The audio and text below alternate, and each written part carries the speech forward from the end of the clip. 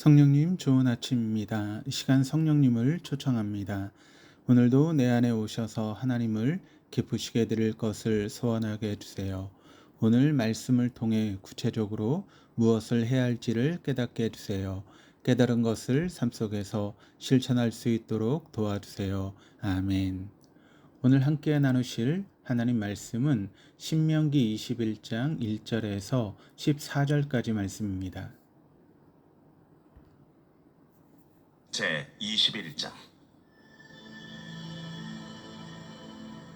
내 하나님 여호와께서 내게 주어 차지하게 하신 땅에서 피살된 시체가 들에 엎드러진 것을 발견하고 그 쳐죽인 자가 누구인지 알지 못하거든 너희의 장로들과 재판장들은 나가서 그 피살된 곳의 사방에 있는 성읍의 원근을 잴 것이요 그 피살된 곳에서 제일 가까운 성읍의 장로들이 그 성읍에서 아직 부리지 아니하고 멍에를 매지 아니한 암송아지를 취하여 그 성읍의 장로들이 물이 항상 흐르고 갈지도 않고 씨를 뿌린 일도 없는 골짜기로 그 송아지를 끌고 가서 그 골짜기에서 그 송아지의 목을 꺾을 것이요 레위 자손 제사장들도 그리로 갈지니 그들은 네 하나님 여호와께서 택하사 자기를 섬기게 하시며 또 여호와의 이름으로 축복하게 하신 자라.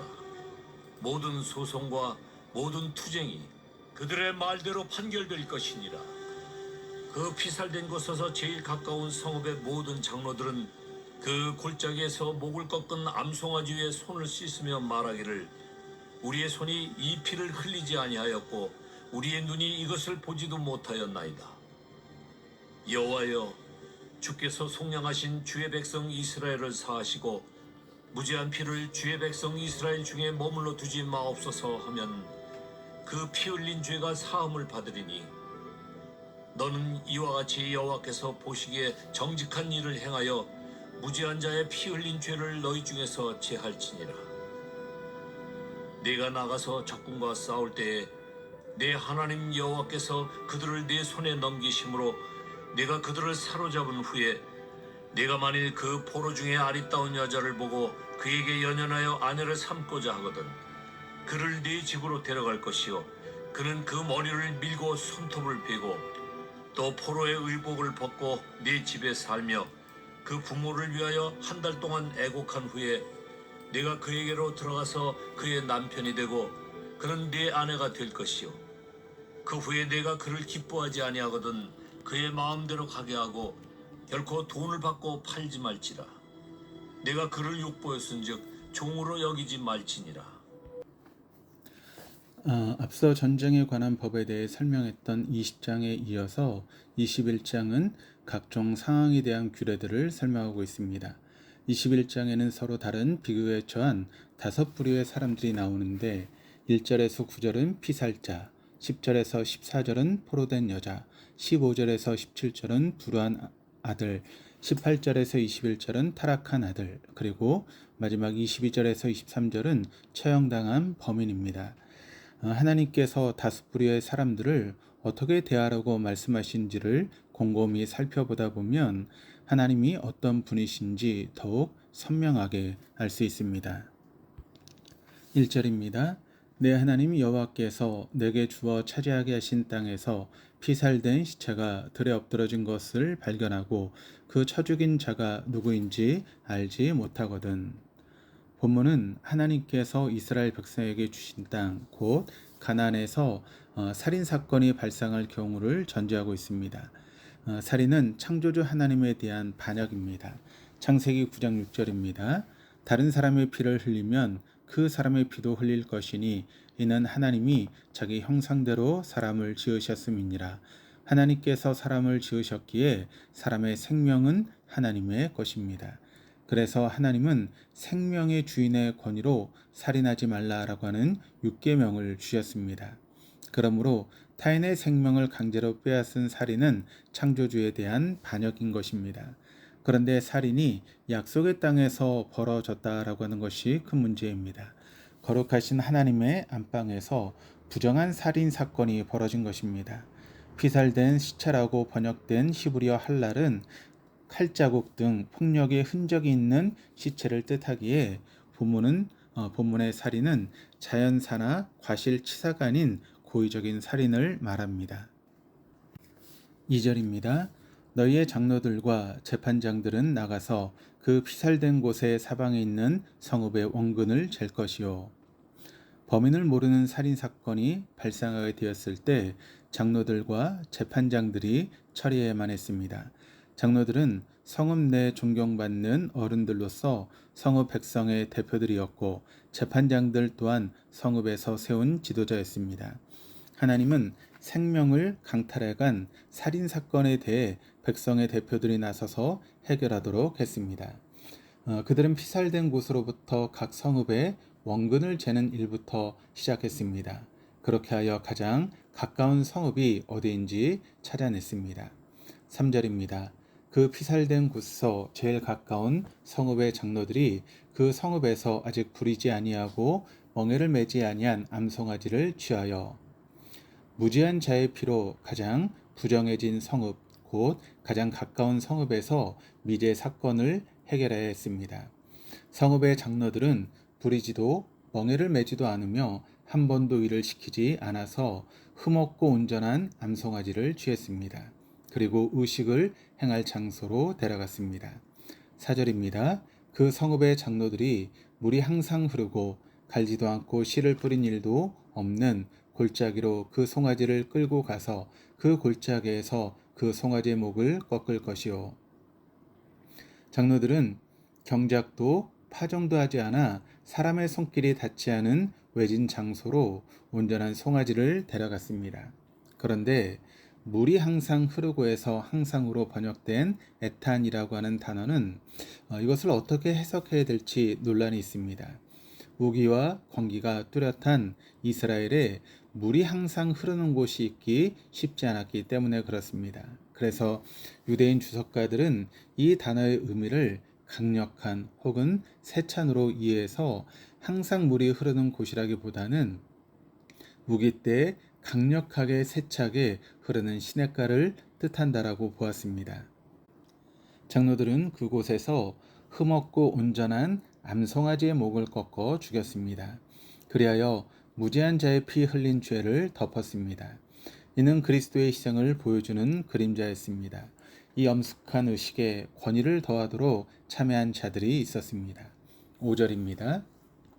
레위 자손 제사장들도 그리로 갈지니 그들은 내 하나님 여호와께서 택하사 자기를 섬기게 하시며 또 여호와 이름으로 축복하게 하신 자라. 모든 소송과 모든 투쟁이 그들의 말대로 판결될 것이니라. 중앙 성소로부터 제사장들이 파견되어 왔습니다. 그들은 하나님께 선택받아 하나님을 섬기고 백성들을 축복하고 모든 사건의 최종 판결을 담당했습니다. 하나님의 권위를 받은 그들의 참석은 이 의식을 하나님으로부터 인정받은 권위 있는 의식으로 만들어 주었습니다. 6절입니다. 그 피살된 곳서 제일 가까운 성읍의 모든 장로들은 그 골짜기에서 목을 꺾은 암송아지 위에 손을 씻으며 가장 부정해진 성읍, 곧 제일 가까운 성읍의 모든 장로들은 송아지를 못 꺾어 죽인 다음 그 송아지 위에서 물로 손을 씻었습니다. 손을 씻는 것은 범죄와 무관하다라고 결백을 주장하는 상징적인 제스처였습니다. 장로들은 이와 더불어 고백해야만 했습니다. 7절입니다.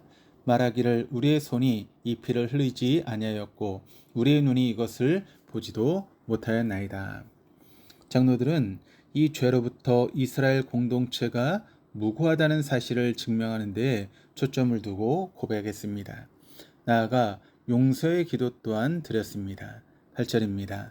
여호와여 주께서 속량하신 주의 백성 이스라엘을 사하시고 무죄한 피를 주의 백성 이스라엘 중에 머물러 두지 마옵소서 하면 그 피 흘린 죄가 사함을 받으리니.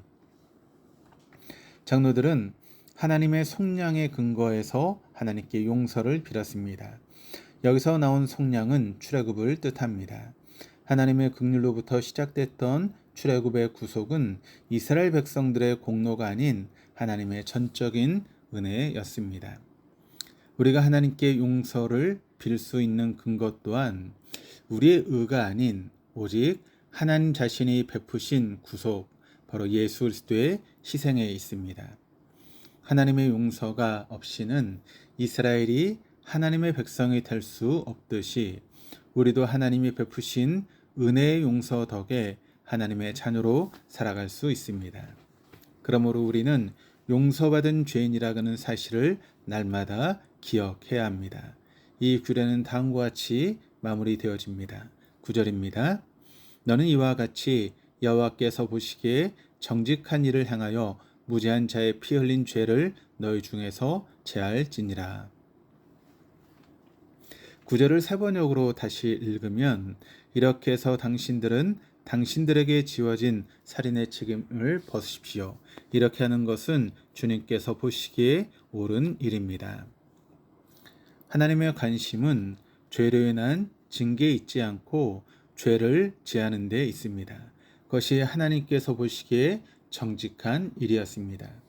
여기서 정직한으로 번역된 히브리어는 야샤르라고 하는 단어인데 이것은 기뻐하는, 옳은이라고 하는 뜻을 갖고 있습니다.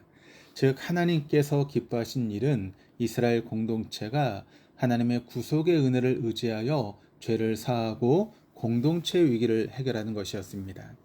이처럼 하나님은 공동체가 생명을 살리는 방향으로 나아가는 것을 기뻐하십니다. 하나님의 공동체는 살리는 공동체입니다. 피살자의 억울한 죽음을 엄중하게 다루시며 생명 존중을 가르치신 하나님께서 포로된 여자를 위한 규례 또한 정하셨습니다. 10절에서 11절입니다. 내가 나가서 적군과 싸울 때 내 하나님 여호와께서 그들을 내 손에 넘기심으로 내가 그들을 사로잡은 후에 내가 만일 그 포로 중에 아리따운 여자를 보고 그에게 연연하여 아내를 삼고자 하거든. 앞서 전쟁에 관한 법을 다룬 신명기 20장 15절에서 17절에 따르면 가나안 정복 전쟁 시 호흡이 있는 자를 하나도 살려두어서는 안 됐습니다. 따라서 이 규례는 가나안 박 원정 전쟁에서 잡아온 여자 포로에 대한 규정이다라고 하는 것을 알 수 있습니다. 하나님은 그녀를 인간으로서 제대로 존중해야 한다며 이스라엘 공동체에게 또다시 생명 존중을 가르치셨습니다. 12절입니다. 그를 내 집으로 데려갈 것이요 그는 그 머리를 밀고 손톱을 베고. 군인은 자신이 사랑해서 결혼하고 싶은 외국인 여자를 적절한 은시처인 내 집으로 데려가야 했습니다. 그는 자신의 정욕대로 대해서는 안 됐고 그녀를 한 인격체로서 제대로 존중해야 했습니다. 먼저는 그 머리를 밀고 손톱을 베게 했습니다. 이는 이전에 믿었던 이교를 나타내는 외적인 상징을 청산하고 새로운 관계와 생활을 시작하는 상징적인 행동이었습니다. 레위기의 정결법도 옷을 빨고 모든 털을 밀고 몸을 물로 씻을 것을 규정했고 레인을 드릴 때에도 속죄물을 뿌리고 전신을 삭도로 밀며 의복을 빨고 몸을 정결케 했습니다. 이제 그녀는 포로나 외국인이 아닌 엄연한 이스라엘 공동체의 일원이 된 것입니다. 13절입니다. 또 포로의 의복을 벗고 내 집에 살며 그 부모를 위하여 한 달 동안 애곡한 후에 내가 그에게로 들어가서 그의 남편이 되고 그는 내 아내가 될 것이요. 게다가 포로의 의복을 벗기고 새 옷을 입히셨습니다. 의복은 신분과 지위를 나타냈기에 그녀는 포로가 아니라 이스라엘 여자와 동등한 위치의 한 남자의 아내가 되었습니다. 게다가 그녀는 자신의 부모를 위하여 한 달 동안 애곡할 수 있었습니다. 이와 같은 한 달간의 애곡을 허용한 것은 자기의 가족에 대한 여자의 심리적, 정신적 건강을 존중한 처사였습니다. 하나님은 이 기간 동안 남자가 여자에게 접근하지 못하도록 하셨습니다. 슬픔에 잠겨있는 여자를 강제로 범하는 것은 용납할 수 없는 잔인한 행위이기 때문입니다. 이처럼 하나님은 이스라엘 남자가 자기 정욕대로 그녀를 부도덕하고 냉혹하게 대우하지 않고 동등한 인격체로 대하게 하신 것입니다. 그렇게 30일의 애국 기간까지 마친 후에도 여자를 향한 남자의 마음이 변하지 않는다면 비로소 결혼할 수 있었습니다. 여기 들어가서로 번역된 히브리어 동사 보는 마지막 단계에서 이루어지는 결혼의 완성을 의미합니다. 이렇게 여자의 새로운 삶이 시작이 되게 됩니다. 그런데 하나님은 여기서 그치지 않으셨습니다. 남자의 죄로 인해 여자가 겪게 될 아픔까지도 보호하신 것입니다. 마지막 14절입니다. 그 후에 내가 그를 기뻐하지 아니하거든 그의 마음대로 가게 하고 결코 돈을 받고 팔지 말지라. 내가 그를 욕보했은즉 종으로 여기지 말지니라. 남자가 여자를 더 이상 기뻐하지 않아서, 즉 감정과 태도가 변해서 이혼하는 일은 고대 사회에서 포로로 잡힌 여인들에게 흔히 일어나는 일이었습니다. 하지만 하나님은 남자의 헌신 없는 이기심의 죄로 여자가 겪게 될 어려움까지도 헤아리며 보호하셨습니다. 그녀는 이미 배우자에게 거절당한 슬픔만으로도 충분히 괴로웠기에 하나님은 그녀가 종으로 팔려 더 큰 슬픔에 빠지지 않도록 보호하신 것입니다. 하나님은 한번 아내의 권한을 가진 그녀가 이혼 후에도 여전히 이스라엘 여인으로서 신분과 지위를 유지하며 권리를 지키게 하셨습니다. 이혼 후 그녀는 마음대로 즉 자유롭게 갈 수 있었습니다. 만약 이를 어기고 남편이 그녀를 부당하게 종으로 삼거나 판 것이 발견되면 하나님께서는 그 남자를 죽이도록 명령하셨습니다. 하나님께서는 비유에 빠진 두 부류의 사람, 피살자와 포로된 여인의 슬픔을 돌보셨습니다. 그리고 이스라엘 공동체와 포로된 여인 모두 사람답게 살아갈 수 있도록 그들의 인격을 지켜 보호하셨습니다. 하나님께서 이토록 사람을 귀히 여기시는 이유는 하나님이 사람을 바라보시는 시선에 있습니다. 하나님은 사람을 바라보시되 자기 형상을 지닌 존재로 바라보셨습니다. 우리에게 이와 같은 하나님의 시선이 필요한 줄 믿습니다. 그렇게 나와 남을 하나님의 형상으로 바라보고 존중하는 그 삶이야말로 우리를 살리기 위해서 외아들의 생명을 내어주신 하나님의 뜻을 받드는 삶이요, 생명의 행렬을 진두지휘하시는 예수님을 신실하게 쫓는 삶입니다.